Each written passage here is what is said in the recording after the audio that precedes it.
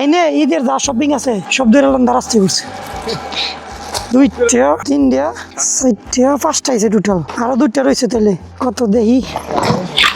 তারা বাজে কোম্পানি হচ্ছে, রিটার্নের অপশন আছে না, এর জন্য অর্ডার করে না, নাহলে তো করতো না। প্লেনা করলে তো দেয় না, খোলার জন্য নিষেধ, টোটালি নিষেধ।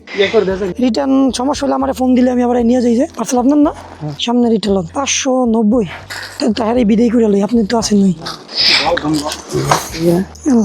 কালার এমন কেউ জাল জাল নি।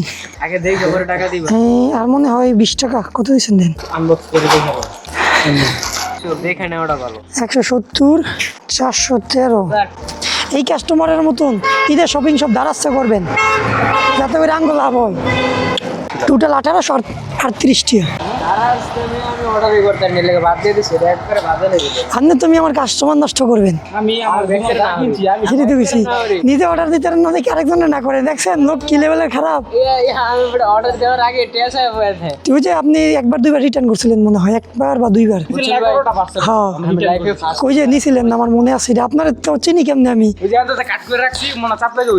দিছে আপনার দেওয়ার কথা একটা। টোটাল 11টা অর্ডার দিয়ে এরা কই ভাই একটা তো নিছি, আর তো নিতাম না। কোন আমি কই যাই, বিপদে আছি না। আমি কই 2-1টা তো নিব, কবির সাথে চিন্তা করছি, পরে রিটার্ন করছি সবগুলো, বেড়া নাই।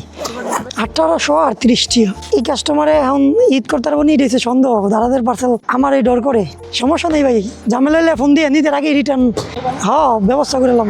38 দেন, আমি আপনারা 200 দিই। কাস্টমার ঈদের শপিং করছে দারাজ থেকে, আপনারাও তাহলে দারাজ থেকে করতে পারেন, কিন্তু ঈদের আগে কয়টা কাপড় পরতে পারবেন এটার গ্যারান্টি আমি দেই না। এটা দারাজও দেয় না, একমাত্র সেলার দিতে পারে। ঈদের আগে খুব চাপ থাকে, সেলারে ভুলভাল প্যাকিং করে। এখন ওনার এখানে 1838 টাকা হয়েছে, 5টা প্রোডাক্ট দিছি, 150 টাকা এক কাস্টমারের এখান থেকে ইনকাম। আর প্রোডাক্ট যা দিছে সব কাপড়, আমার যতটুকু মনে হয় ঈদের শপিং উনি দারাজ থেকে কিনছে আর কি, করছে আর কি, সস্তার 3 অবস্থা হয়নি, এটা হালাই ভালো জানে।